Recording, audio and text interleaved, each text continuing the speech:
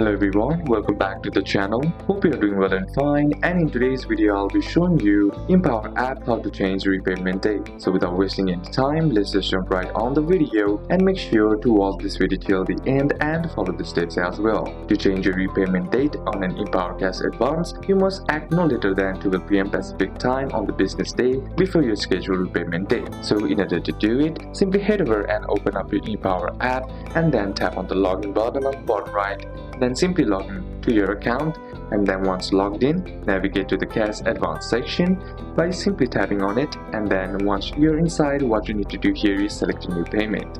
Choose a new payment date that fits your financial situation, and lastly, all you gotta do is follow the on-screen prompts to confirm the new repayment date. So these are a couple of steps that you can apply, and that's it for today's video guys. Hope this video was useful to you. Leave a like if you did, comment down any questions that you have, and see you soon on the next one.